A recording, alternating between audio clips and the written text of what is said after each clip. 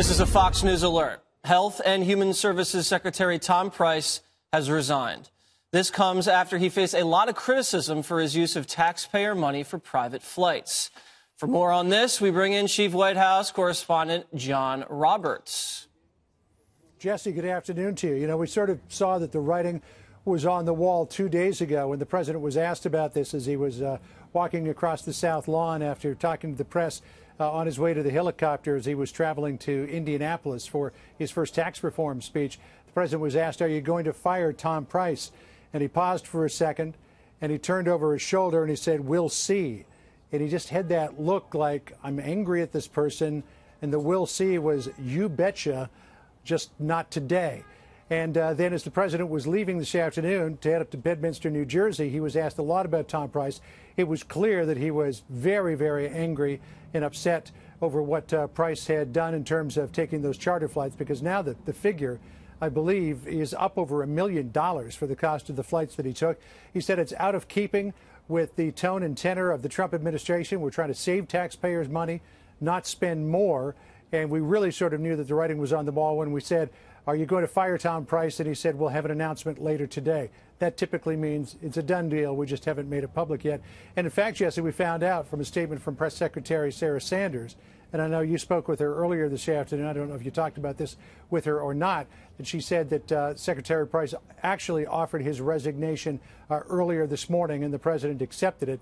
So it was just a matter of getting the communications team together to make the official announcement this afternoon. But when the president said this afternoon, "We'll make an announcement," he had already made the decision. All right, John, thank you very much. I guess "we'll see" is code for "you're fired." You betcha. Kimberly, yes. We talked about this the other day in a commercial break, and we said if Kathleen Sebelius had done this, I think we would have been very critical. Well, right. So be fair. And the bottom line is, look, I agree with the president. You know, he made a promise to really drain the swamp and reform Washington and D.C. and politics as we know it. So therefore, when you see a situation like this, which at least suggests that there was an abuse, that these charter flights shouldn't have been taken, that this was too much, largesse and waste of taxpayer monies, I'm right up that alley in that lane. I think that's 100% true. It's a fair criticism. It was improper.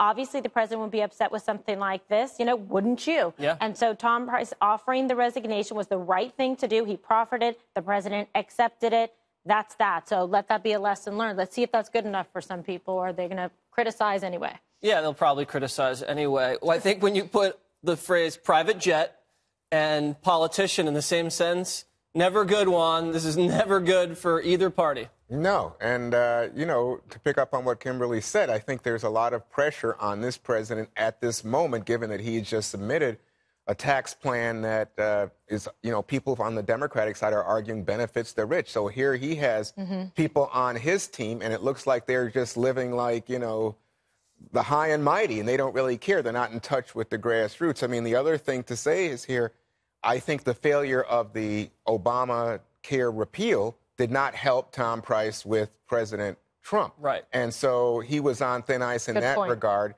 And the final point I'd make to you, Jesse, is that, there's lots of talk around town that Monday night at that private session with donors, the president was also highly critical again of Jeff Sessions, his attorney general.